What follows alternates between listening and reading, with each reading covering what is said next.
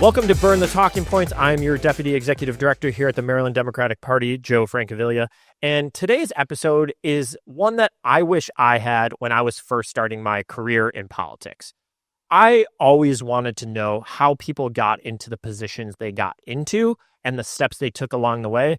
But oftentimes we talk to people who are already 20, 30 years into their career and they looked back and connected some of those dots.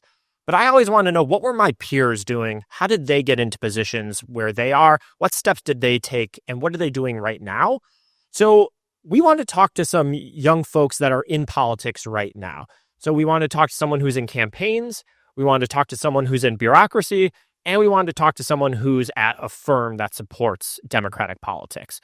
And those are the folks that we're going to talk to today. We have 3 separate interviews. We're going to talk to Rachel, Jeff, and Amber, who all have very different career paths and are doing very different things.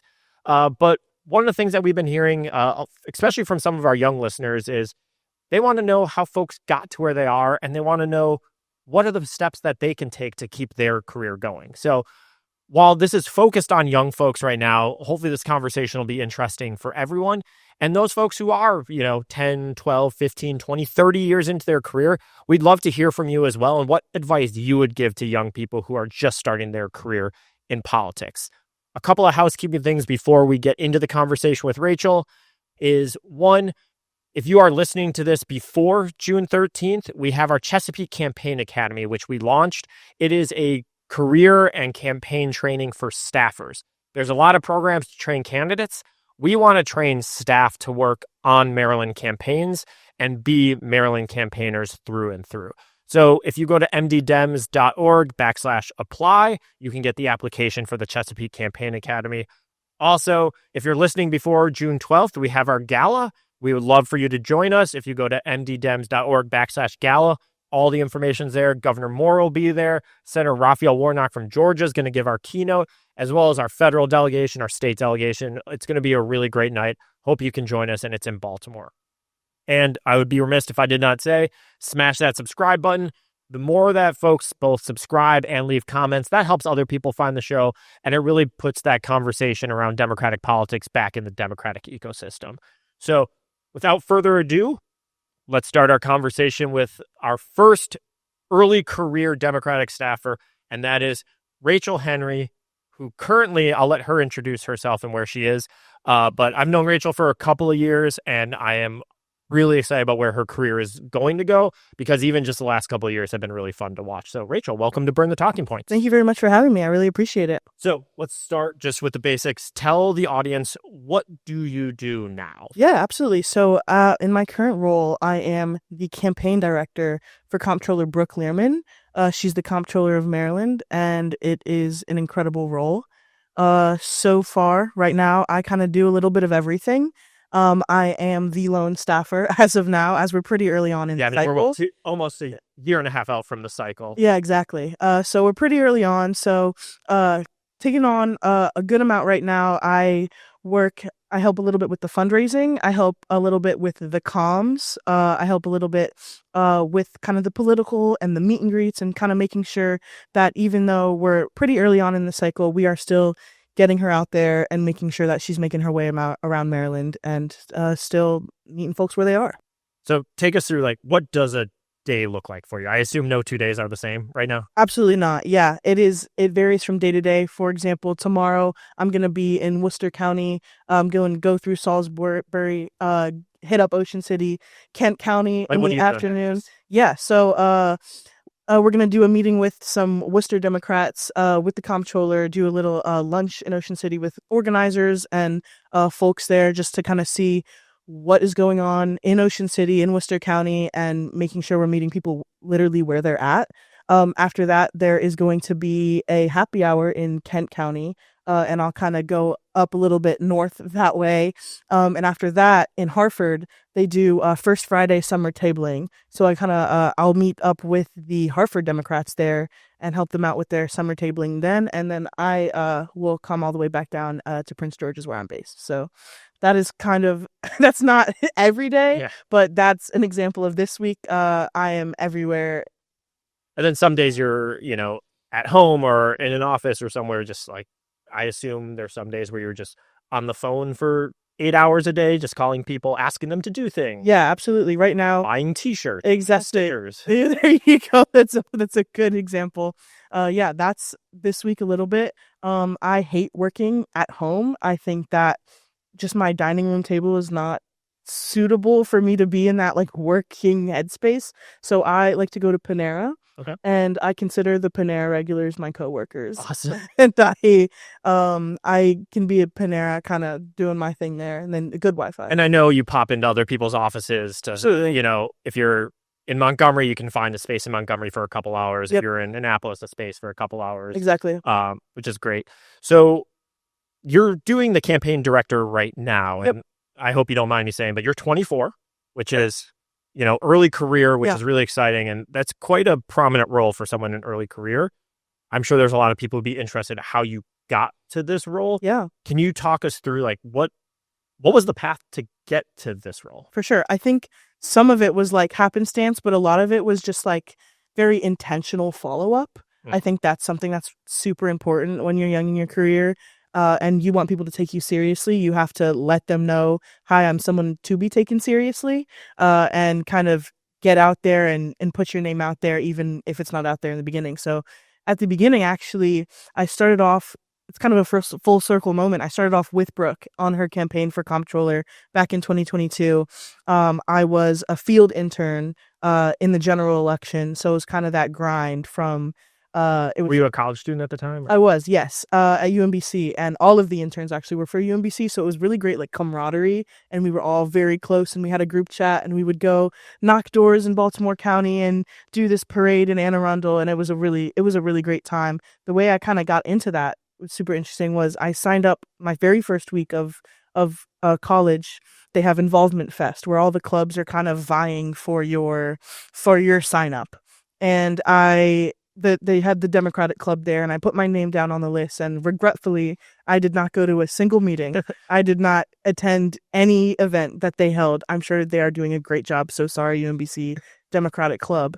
But they did send out emails with internship opportunities and stuff like that. And I saw one that was a field intern for Brooke. And I know I'm interested in Democratic politics and I need an internship because I'm getting a little older and I don't have that experience yet.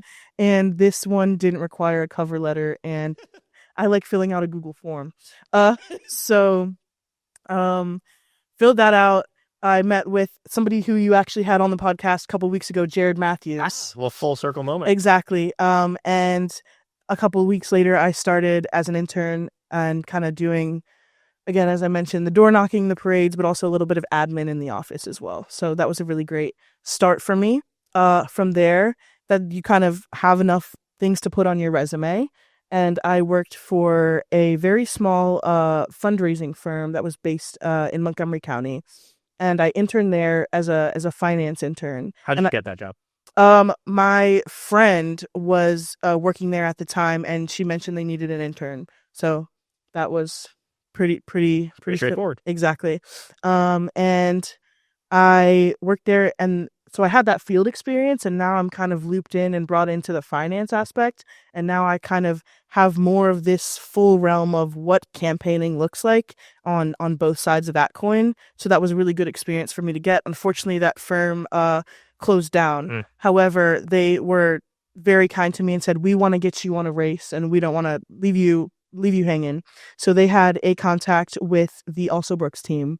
And I think it was actually 1 year ago today, which was incredible, that I started on the finance team for the Angela Also Brooks for Senate campaign. So, and if my memory serves correctly, there were some former Brooke Learman folks on the finance team for the Also Brooks team. 100%. Obviously, Comptroller Learman was an early endorser of Senator Also Brooks, and so was that helpful at all? I honestly don't think it was the most helpful. Shout out Julie Applesein, you're the best. But I didn't work super directly with Julie on when she was a Brooks fundraiser. So I think at that time she was like, yeah, she seemed nice, but there wasn't I don't think like a team like pulling for me in that case. Actually, I applied to Also Brooks, and I reached out there in January of 2022 or February, and went through an interview process. And they said, "I'm very sorry, we are actually not looking to expand our team right now." And I was very disappointed. But I think it was the day after the primary win, last May. I reached out the day after, and I said, "Hey, congrats on the primary win. Um, are you looking to expand your campaign staff now?" And they said yes, and I was on 2 weeks later. So again, with kind of like that following up and making sure that your name's out there if maybe it's not in their heads at the moment. So that was the next role. You were a finance associate with That's correct. Tulsa Brooks team, I believe, is what I remember. Yep. I also know that you were one of two staffers who were responsible once she won to run her transition, which I think is incredibly fascinating. The other person, obviously Sheila O'Connell, one of the best to ever do it. Shout out Sheila. Shout out Sheila. But like, you were a junior staffer, not to like say it in a pejorative way. That is exactly like, what I was. Factually, yes, there was a lot of folks on that race that had years and years and years and years of campaign experience. Yeah. You were picked to be one of two people to run one of the most important jobs, which is a transition of a U.S. senator from candidate to one of 100 doing this role. Like, right. How did you get that role? Yeah. What was that like?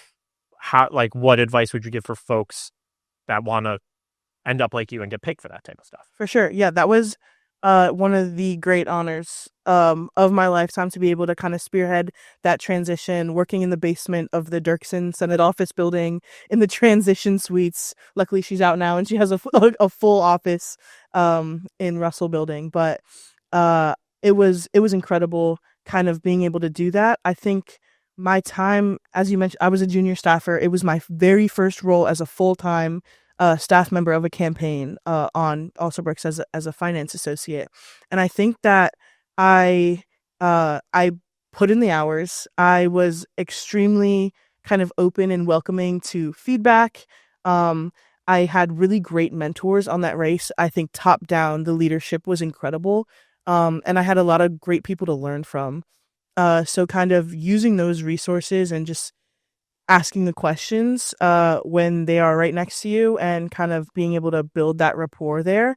I also think something that maybe is a little bit underrated. I think obviously, like, yes, work hard and yes, put in the hours, but build like really close relationships with staff. I think by the end of that race, I had become friends with every single person there. Afterwards, we all still go to each other's birthdays and we still talk and still see each other on our off time. So that was, I think, kind of an underrated piece there, just like reaching out to those people and like genuinely making like good friendships and kind of being like a positive, uplifting spirit in an office when kind of we are doing crunch time. And it was a grind. It was a grind. That race was a grind. Absolutely. We had, everybody was so focused and so just like, we were ready to rock. But like, why do you think you were picked over? I mean, the coordinated campaign had 60 employees that were all in that office. The campaign itself had 20 full-time employees, give or take. Mm-hmm. Like, why were you, like, Sheila's obviously going to run the transition. There's one spot left. Why do you think you were picked? Like, what is it that you did that you can teach to others to be that person? Because, like, not everyone's going to run a transition, right? But like, there will be the opportunity for something else, and they want to be the one picked. Like, I heard work hard. I heard become friends with folks. I heard like show up. What do you think the X factor was? I mean, you're funny also. Like, I don't know if people know, but Rachel has a funny sense of humor. That could be a factor as well. I think if you are maybe stuck in a basement for 3 months with no other staff, maybe having a friendly face and a fun guy around to be able to keep those spirits up when it's a little bit dreary in a basement. But I think also raising your hand to do things, not necessarily when it is your role. I think especially on a campaign, yes, there are different sectors of it, but you said yes to anything that was asked. Absolutely. Knocking extra doors, or we need to send these extra emails on the weekend. More than happy to do that. I think that being a team player is something that people look at and they see someone who is willing to help out others when maybe they're swamped. It's a crazy season to Yeah. be working. So So, yeah. how much do you think was right place, right time? How much do you think was innate ability? How much of it Yeah, was luck? in terms of getting the on the The Senate transition transition. role, but Yeah, also like, just you're incredibly successful for very early in the career. right. Others who want to emulate you. The thing that I always hated, people were like, I don't know, I just right place, right time. That's I don't was think that lucky. I honestly don't think that was it. I think there were a lot of people kind of clamoring for that position and being like, I would love to stay on the transition with the senator. And that's not something I actively reached out about. It's not something that I even really knew was a role Yeah. that could be possible. But I think during the meetings, people saw my work ethic. During our we had a weekly finance meeting, and they kind of called on me and they're like, Rachel, let's do the vibe update. Yeah. So while everyone else was kind of like, these are our numbers and these are our finance, Rachel, we go to you for like, what is the vibe? You kind of have a pulse Yeah. on all of the people and what's going on. Right. And as well as obviously doing, I don't think they would have chosen me You if also I was fundraised. right. Great fundraising team of 7 great people. So, but yeah, I think people kind of went to me as someone who had a pulse on everything Yeah. and was able to kind of read people and uh get people's feelings and thoughts. So let's Everything like talk that. then transition Yep. to where you are now. Obviously, maybe not obviously, but my assumption, my understanding is there potentially could have been a role somewhere in the Alsobrooks orbit for you. You politely declined in order to take this job with Brooke. I don't want to say why because like I don't mean it in a negative way, but what made you choose going in this direction rather than the other direction? Yeah, I think first of all, the Elsa Brooks team is fantastic. A lot of those folks were people I worked on with during the campaign cycle, so they're incredible, and I'm so glad that they're in that role now, kind of being in that first role. That's Maryland's first Black senator. That's an incredible role that they're able to kind of take on. I was when I was doing the transition, and I worked 2 weeks after the transition period when she was sworn in, as a staff assistant doing the phone calls and everything like that. And we were based in DC. I just think my roots are just so solidly in Maryland that I want to come back here and be someone who's able to reach Marylanders and go as again I said, meet them where they're at. You're a campaigner. Absolutely. That is, Yep. you are a campaigner through and through. Yeah. While you love bureaucracy, Woo. you want to do campaigns. Yeah, I love campaigns. I love kind of that grind that is 24/7. Yeah. I love being in Maryland, based in Maryland. That's something that's very important to me. That's where I grew up, Howard County native. Um kind of And just Olden was your county executive at one point. Then. he was indeed. Yes. Jeez. Yeah, I don't know. That wasn't good. That was great. All right, let me. I have 2 final questions before we end, and then we're going to talk to Jeff and then Amber.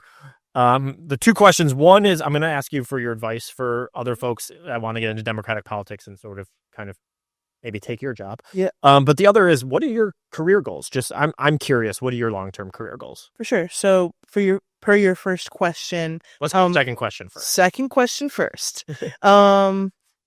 I think again, as I mentioned, staying in Maryland is very, very important to me. Yeah. I grew up kind of doing all the community oriented things. I was a lifeguard for 8 years in the pools that I grew up going to, and I coached the swim team that I started when I was 6 years old all the way up until I was 22. Something about me is this, I think that each kind of stage along my life, you kind of develop a sense of pride and belonging for each kind of stage that you go through. Yeah. So I think that just Maryland as a state is somewhere that I have developed that pride for and have definitely just I would love to stay here. I think it's and just do campaigns, or you're Yeah. open to a lot of things, but you just Absolutely.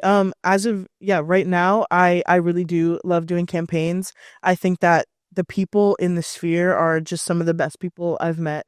I love kind of I really need to, for me, for a job, I need to love what I'm doing, and I have to care about it Yeah. to be able to do kind of the best job I'm able to do. So I think that campaigning and making sure that I am doing the best I can to fulfill that candidate or that principal's vision, and making sure that what they want is kind of executed throughout the campaign plan, and that's something that's really important to me. All right, so let's do that last question then. Advice to your peers who want to navigate through Democratic politics, maybe want to take your job, Yeah, maybe want a similar job, or who feel like, it's a tough job market right now in Democratic it politics. is. Like, what are your thoughts? Yeah, so I kind of mentioned this earlier, but following up, always, always, always. What do you mean? So, like, send people an email, Send talk, like, people an email. Yeah, I think that, as I mentioned with the Also Brooks job, at first they said we're not expanding our team. As far as I know, they never would have reached back out to me if I hadn't reached out and said, are you still looking to do that?" Um, I think, again, I think some people view expanding your network as maybe a LinkedIn DM. I think that's not always the most genuine thing to do. I think it's not always the most one-on-one kind of interaction that I look for in terms of surrounding myself with good people. So just making those connections while you're in the job that you're in, and not in a superficial way. I am genuinely friends with all of the people that I worked with previously. So keeping those connections up and checking in on folks, and if you're helpful to them, then they're going to be helpful to you. And that's how I think all that goes. awesome. Well, Rachel Henry, campaign director for Comptroller Brooke Learman, thank you for joining us. I know I would have, if when I was early in my career, I mean, I still appreciate hearing it now, but this would have been really helpful for me earlier in the career. So, folks, stick around. We're going to chat next with Jeff Castro, who is on council president, Zeke Cohen's staff, and has one of the coolest jobs in Baltimore as well. We are here with Jeff Castro. I am excited to have this conversation with you because, one, you work for my council president, who used to be my councilman, but I feel like we've had a couple of different things over your career where in a different universe, we could have actually overlapped. We have very similar kind of backgrounds here. So let's just get into it. Tell the audience a little bit about yourself and kind of what your job is right now. Yeah, thanks for having me on, Joe. First of all, I really appreciate the work that you're doing here. I really think it's crucial on a national level that we take back some of the real estate that the right has dominated in the past few years. So really appreciate the work that you and Deja are doing here. My name is Jeff Castro. I hail from New Jersey. Have to throw that in there. Our executive director will be very happy to hear that. I now find myself as special assistant to the council president of Baltimore City, Zeke Cohen. My day-to-day is really from 8 a.m. to 8 p.m. If he has an external event, you will see me not too far away from him. I'm the guy that really makes sure that he executes on his schedule, do the live time pivots. If anything comes out of those events, whether it's like he has to attend a community meeting or he has to have a working session or a meeting scheduled. Someone slips him a card or... Exactly. I tell him like, hey, boss, you're too important to get handed things now. Give that to me. And so, anything that's, gets scheduled out, any conversations, it's my responsibility to make sure something tangible comes out of that, whether it's a working session or a meeting. So it's a really cool job that you have where you are like with a prominent politician all day, helping kind of manage their schedule, who they talk to. You're in the room for things. And that's a job that I think a lot of folks who are early career in politics would be very interested in. Can you talk to us a little bit about the progression of how you got to that role? Because this isn't your first job, is it? It is not, no. So talk to us a little bit about that progression. And folks who are listening, I'm sure, I always think like, how do you connect the dots looking back at like, this job led to this job, led to this job. So how did you get to this role, especially how old are you now? 22. Exactly. So you're very early in your career, long career in Democratic politics. This is an awesome job for a 22-year-old. Like, connect the dots for us a little bit. Of course, yeah. And I am one of those guys who shouts people out because, I really believe I'm the sum of all the mentors that came before me.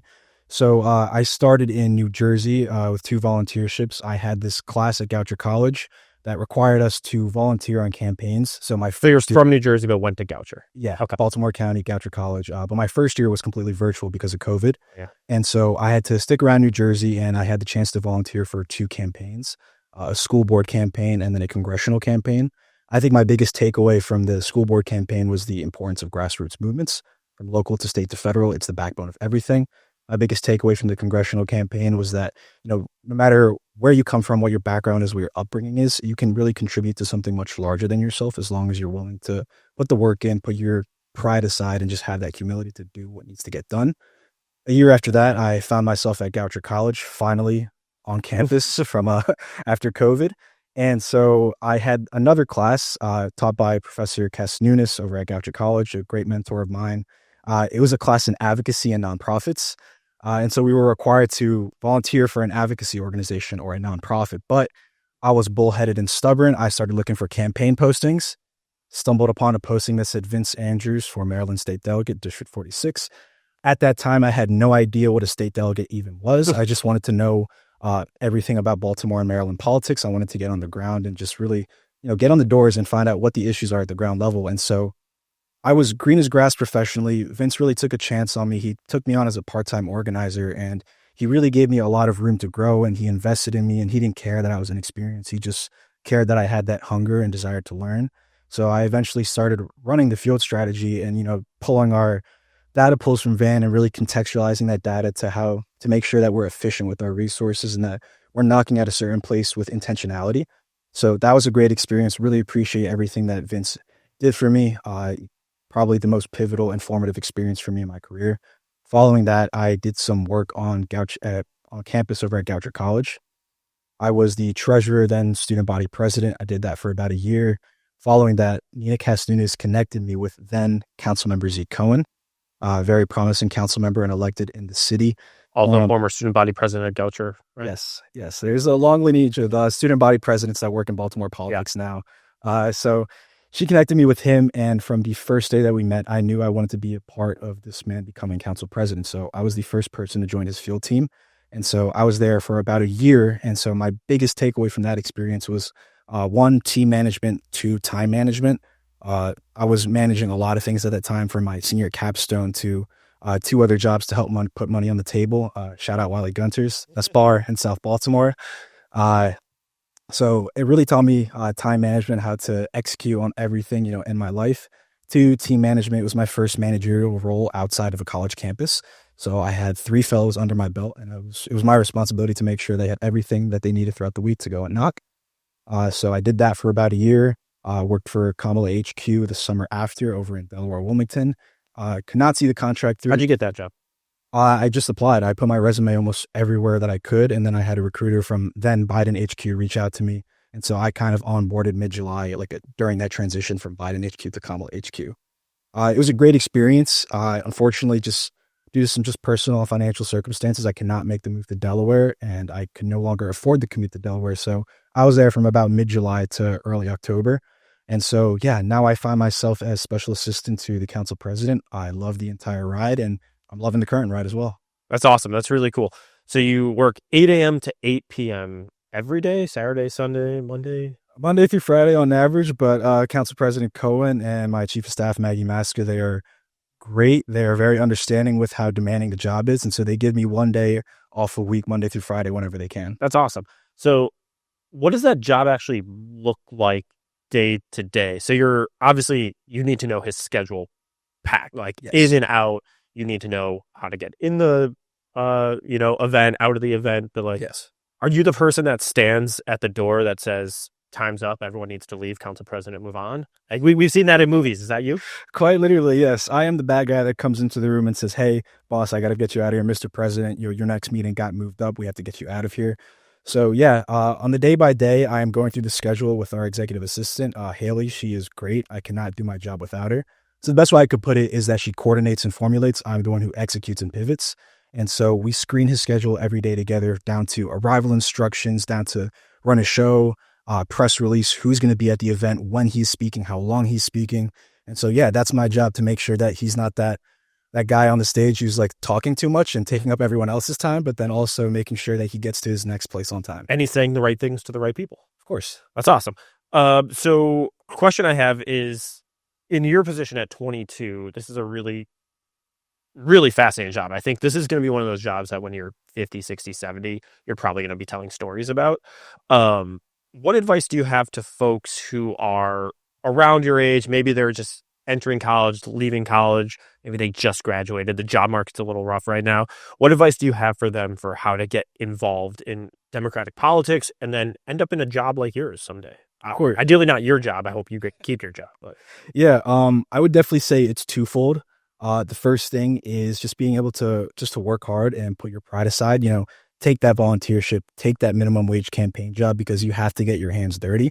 I don't care what your background is. If you come from a silver spoon or if you come from a background like mine with two immigrant parents, you have to get your hands dirty and do the work, volunteer, work that minimum wage job, and just really get in there and add things to your resume, add experience. Two, I would say is when you find great leaders and mentors along the way, cherish those relationships. If they make sure that it is a two-way street, that they're investing in you as much as you're working hard for them, I think those are relationships that you really have to cherish because if you have a boss who is only concerned about, what you're giving them and they don't really care about investing in you, you're not going to get that far. Yeah, you're going to have something in your resume, but your leaders and mentors are really the people who help you progress to the next part of your career. that's awesome. So to summarize what I'm hearing from you is work your butt off and show up and keep relationships alive with the folks who you've met. Is that a fair summary? Exactly. I'm personally curious about this question as someone who has run campaigns before, who has worked with fellows. What is it that young folks like you specifically, and sorry to say young folks like I'm some 80-year-old man here, but I'm old at heart. Some young folks, what is it that you look for in bosses? What makes you stay in a political job right now? Especially with the job market the way it is. So I am definitely a two-part answer kind of person. So again, this is twofold.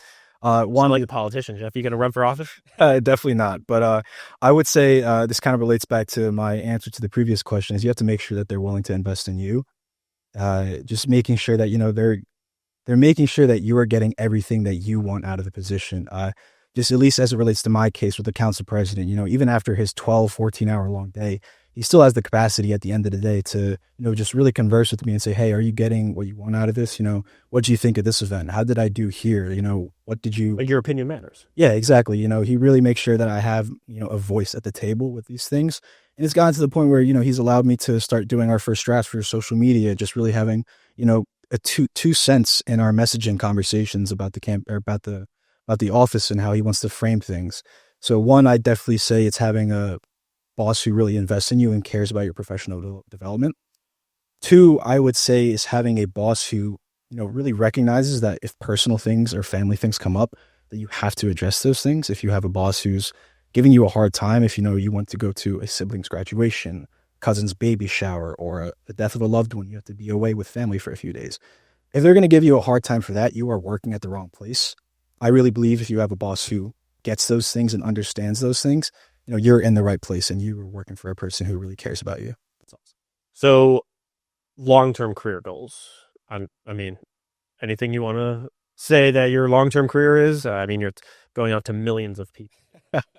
Again, twofold. I would definitely say the first part positionally, just looking where I'm at right now, I really love the situations where there's an intersection of different departments and offices. When the comms team, policy team, oversight team has to get together and strategize on something, I really enjoy those conversations. So positionally, I would love to be a chief of staff or some high-level chief of staff. I envy the work that my principal does, but I definitely cannot wear his shoes. It is very difficult having to just go into grocery stores and people berate him about things. So I don't know if I could do that. Or compliment him. Yeah.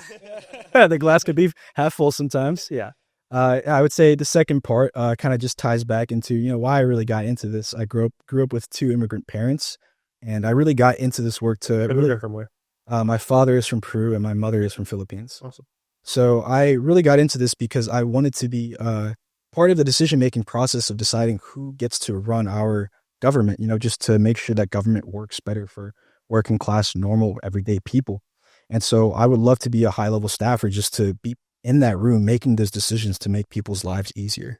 That's awesome. That's a really great answer. And I am hopeful and encouraged that you stay in Maryland for the long term. We need as many great staff behind our principals as possible. And Jeff, everything you're saying and everything I know about you is someone that Maryland could use for the long term. So if you go run campaigns other places, hopefully you'll always come back to Maryland because we really need as many folks like you as possible. So thank you for being here. Stick around for our next conversation. Thank you for having me.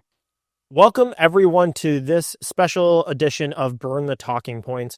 One thing we've heard from a lot of people, especially some early career folks, is how do I get into Democratic politics? Like, I am so frustrated with the Trump administration. I am so angry that I'm not seeing, this specific Democrat do what I want. And I want to make sure that future Democrats, communicate the way I want them to communicate, show up the way I want them to communicate. So I want to be in the trenches. So we decided, let's talk to some folks who are in Democratic politics, but are early in their career in Democratic politics. So our guest today is Amber Shepard, who works for Precision Strategies. Hello. So Precision, for folks who don't know, is a very, very important Democratic firm who does messaging, communications, kind of strategist in general for a lot of big name Democrats. So Amber, let's talk a little bit about Precision, obviously. But I want to talk about your career journey first before we talk about some of the folks that you're actually helping and working with now.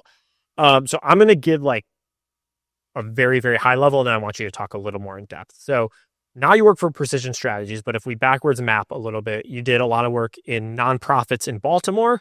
You graduated from Morgan State, and you're actually a career changer. You did not start as out of Morgan State, I'm doing politics, here I go. You jumped over to Precision after doing nonprofit work. Can you talk about that a little bit? Yes. So I started off working for nonprofits across Baltimore City, primarily focused on literacy programs. I am very passionate about books and just kind of bridging those gaps for people who are reading below grade level, because reading is so important to our culture and our society.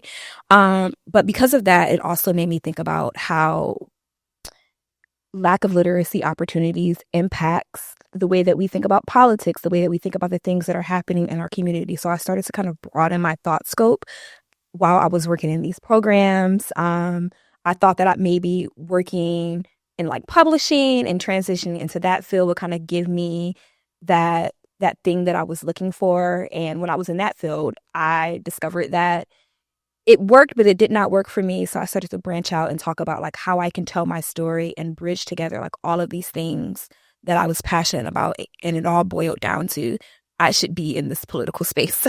Yeah. So that's a big thing for folks of the career change is scary. It is. Can you talk to me a little bit about going from, I have a job, I'm working in this space, I know what I'm doing here, but I want to be in politics. So I need to take a risk. Mm-hmm. How did you get to that point, and how did you take that jump? Honestly, I think talking to my community, I found that Morgan has a really, really strong alumni network. And shout out to Morgan, our executive director, Sherry Darts. Shout out to Morgan. Morgan, greatest HBCU in the entire world. Hot takes.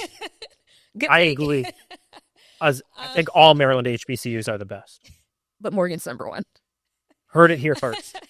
But yes, talking to my network of people that I was in community with and kind of explaining to them the things that I was thinking about and asking them how can I tell this story and how can I bridge this gap to lead me to the space that I want to be in? And they gave me so many wonderful insights. They told me these are the people that you should be talking to. These are the things that you should be looking at and seeing how you can incorporate yourself into that larger ecosystem.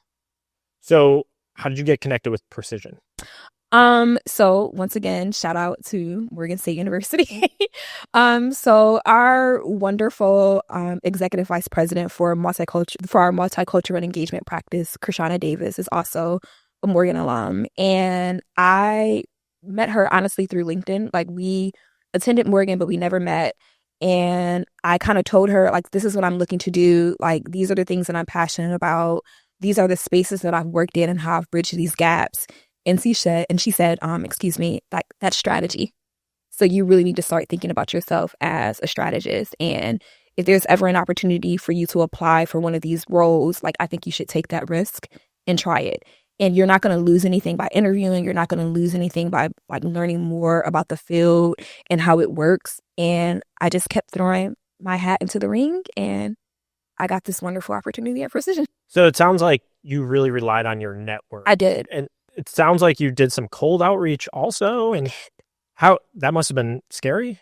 It was very scary. You're going to get a lot of no's. I have so many messages that have been left in the abyss and I can't do anything about it. But for every email that I sent, whether it was 100, 200, it was a lot of emails, but you're going to get at least 4 or 5 yeses because people love coffee. Yeah. People love to chat. People love to talk. People want to be helpful. People want to be helpful to other people. And I think if they see that you're persistent, they're willing to pour into you. And I'm a very persistent person. So it almost reminds me of my campaign side when I'm thinking about field. Mm-hmm. It's about numbers. It's about, you make 1,000 calls so you can have, 50 conversations. Mm-hmm. You make 2,000 calls so you can have 100 conversations. Exactly. Or, you knock on 100 doors so you can have 20 conversations. Like, you're not going to talk to every person you attempt to talk to. Mm-hmm. But the more you do, the more people you talk to. So is that kind of how you went about it? That's how I went about it, I would say. Like, the more places I put my name out there, like, someone's going to recognize me. Someone's going to want to talk to me. Someone's going to be curious. So I just kind of led with that as much as possible. And then you just applied to a million places? I just applied. I consistently applied. Like, I made it, like, a part of, like, my schedule that I was going to apply. Like, I was continuously... Really smart. I was continuously, like your job. Yeah, like, updating my resume. And I will say that it is hard. I often felt, like, defeated. Like, I'm going to be just very transparent because you're going to hear a lot of no's and it's going to make you feel like this isn't worth it. But you got a lot of no's in your process? Yes. If you talk about that a little bit, because I don't think people talk about the no's enough. They talk a lot about the yeses. Yes. Can you talk about the no's and kind of what that felt like and how you went through it? It felt horrible. It felt like... Probably felt personal. It felt... But it wasn't. It was not personal, but... I hope it wasn't personal. It was not... Like, it definitely was not personal, but I do believe that, like, especially when you're in these interview processes sometimes, like, they're so long. Yeah. Like, they want you to do writing tests. They want you to... I will say, we need to do better about that in Democratic politics. We need to not put people through 20-stage interviews and, 80 different tasks. So that's just my own soapbox there. We need to be better in Democratic politics, not to draw out interviews longer than they need to be. Yeah. And, like, if you're doing, like, 3 rounds of interviews and you're thinking, like, I feel so confident, and you're like, oh, we're going to go with, this person, it does feel a little personal because, like, you're also putting yourself into this. So I had to sit with that, if I'm being honest. Like, I had to feel that rejection because at the end of the day, we're always going to experience rejection. But honestly, when I got my yes, like, it was the best feeling in the entire world. And I think, like, everything kind of, like, fell into place for me when I got that yes. Like, and you need to unfortunately, you have to experience some of those rejections to get to the yes. Hopefully not everyone does. Hopefully everyone listening gets that yes the first time, but that's very, very rare. Yeah, it is. It is. I agree with you. Especially right now in the world of Democratic politics where there's, we don't have Congress, we don't have the White House, which means we don't have any of the executive agencies. Like, there's also people coming from the Biden administration in Congress where, like, everyone's competing for a smaller pool of jobs. You're going to get a lot of no's before you get that yes, which is, I'm sure it's easy for me to say in a seat here, but I take no, pleasure in that. Obviously, I wish there were more Democratic jobs, but the persistence seems to be the key. And it is, like, it's a competitive landscape. Like, it's not easy being in DC. How did you differentiate yourself then? I think that I found a way to tell my story, to, like, draw the connection that working in education connects to this. Like, having my experiences in publishing connects to this. Like, even bringing down, like, this is not something I put on my resume, but even, like, my experiences in retail, like, because I worked in retail all through college, and saying that means I know how to talk to people. Yeah. That means that I know how to build connection with people. Like, I know how to think about things in a moment and be able to draw, like, certain connections and bring people together. And all of those things connect. And I feel like being able to tell that story and making it seamless is what really benefited me. That's a really smart way to think about some of the role in retail, for instance, is not something people might put on their resume because they feel like, oh, that doesn't align, but it works in certain situations. It does. Maybe you put it on the resume, maybe you don't, but you can always talk about the experience. I will say from my personal experience, it's not something that I put on my resume considering, like, the roles that I wanted to be in. But when people would ask me, like, in real time, like, I would say, like, I had this experience and I had this thing. So like I can say, for one example, I worked at a very well-known retail store. Name it. I'm not gonna name it because I love them and I still shop there. Yeah. But they were doing their internal like diversity and equity practice, and they were talking about Juneteenth, and they were talking about it in a way that was really not great in my opinion. And I came into work one day and I saw this stuff on the walls and I was like, what is this? And I literally like I reached out to my manager and I said that I want to fix this. I created a newsletter. I created like an entire playlist of like songs that I felt like were inspired by Juneteenth and kind of would resonate with Black Americans, but also people who were curious about Juneteenth. I did all of the outreach. Like I created a whole new plan, and it was internal, but it meant something, you know, for our store. And like I went back and I found out they're still using it. So I talked about that in my interview and saying that like, and I'm sure it wasn't on your resume. And it wasn't on my resume, but I think the point was I can come up with a strategy. I can come up with a plan. I can show you, like, I can see a problem. I can identify that problem and I can find a solution. And I didn't put that on my resume, but I talked about it. And I believe that it impressed people. I mean, you got the job. I did get the job. So I think that being able to talk about those things in real time is also important. That's really cool. I have 2 jobs that I don't put on my resume, but I always find a way to work into it. It's been funny. Like I was a safari guide at Rainforest Cafe during college, a wonderful place to shop and eat. A wild place to shop and eat. My bad. And then I was also a ball boy for the Milwaukee Bucks. And bringing that up in any interview, people always want to know more. So it's one of those things like I do not put on my resume now. That was, 20 years ago. But I still find ways to insert it into conversations because it's just a unique thing that people want to talk more about. And it makes you interesting. And I think one of the strengths of the Democratic Party is that we have such a diverse people, like, in thought. So I feel like if you can find ways to incorporate that into your story, like, that's good. And that kind of is what makes our party is that we have these people who are coming from here, there, everywhere, and they're coming together for one purpose and for one goal. So I think So let's talk a little bit about what you do now. So your first transition into politics is now at Precision Strategies. What do you do? So at Precision, I work across a wide range of clients, figuring out like how they can give their messaging and how they can speak about the things that they are the change that they're trying to drive across like digital platforms. Most notably, like I did do work on Harris for President, on the SMS side of things, like digital organizing and sending out messaging for mostly grassroots supporters. Do you like it? I love it. It's fun. I assume you do. I love it. It's fun. Yeah. And do you feel like it's a good first step into Democratic politics? Like you feel like your transition from nonprofits in Baltimore into Precision, you feel like you have the skill set needed and the perspective to be successful? Or do you feel like if there was something you could have done in your free time, while you're still in the nonprofits to either read or watch or learn, you would have come in and been like, my learning curve would have been a little less steep or something like that? Does that question make sense?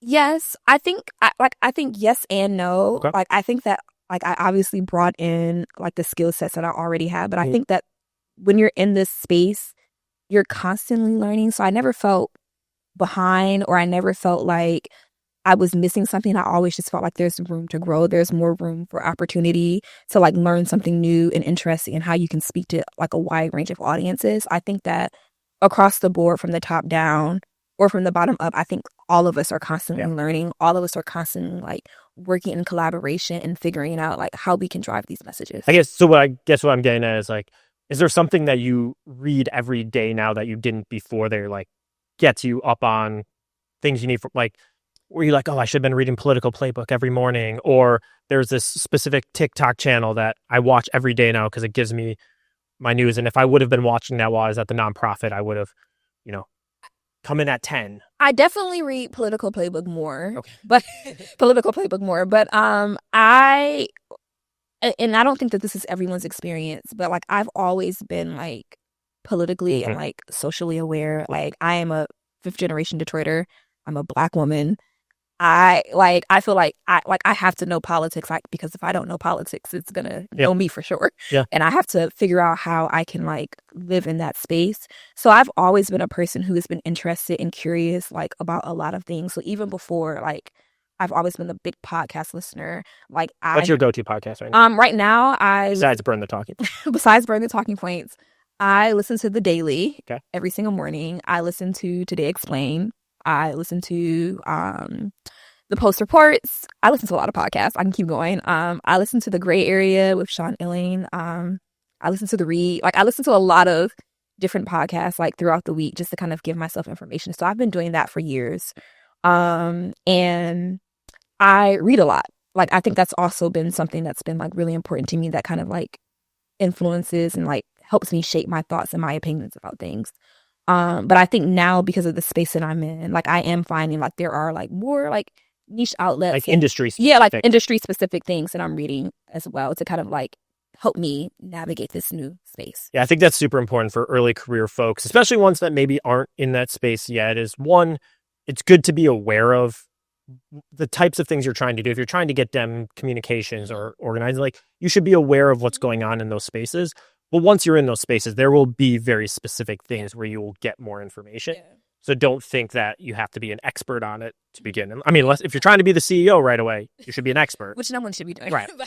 I mean, if you are, God bless you, right?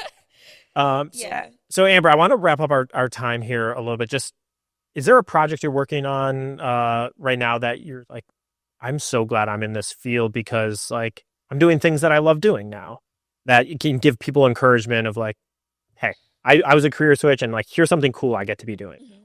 I think any of the clients that I'm working on that are in the advocacy space are like the ones that kind of mean the most to me, just because my thought process is, if the people who are like what our world considers like the least of these, if they have what they need, we're going to be doing well. So I think any project that I'm working on where I'm advocating for people who may not always be in the rooms, and I can make sure that I'm telling their stories in a way that is authentic and real, and bringing in my perspective of being like a person from an extremely Black community, living in a predominantly Black community while I was in college.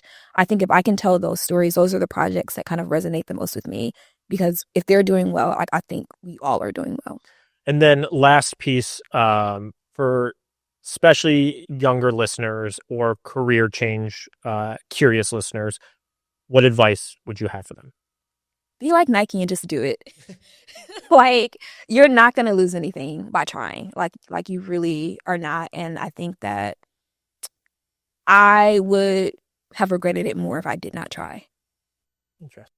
Thank you to Rachel. Thank you to Jeff. Thank you to Amber. We appreciate all of their time and spreading their expertise. I know when I was early in my career, I would have loved to hear from my peers on how they got to where they are, because I found it really difficult to navigate how I want to move through my career. But even if you are not early in your career, we'd love to hear from you. What questions do you have? What advice do you have for people who are navigating Democratic politics now? Final housekeeping notes: don't forget to subscribe on Spotify, on Apple, on YouTube, no matter where you are. Both commenting and subscribing is the best way we can then reach more people. And if you're listening to this before June 12th, hopefully see you at the Gala, mddems.org/Gala. If you are listening to this before June 13th, we have our Chesapeake Campaign Academy. You can learn more at mddems.org/apply. And be sure to tune in every time we post Burn the Talking Points. Thanks so much.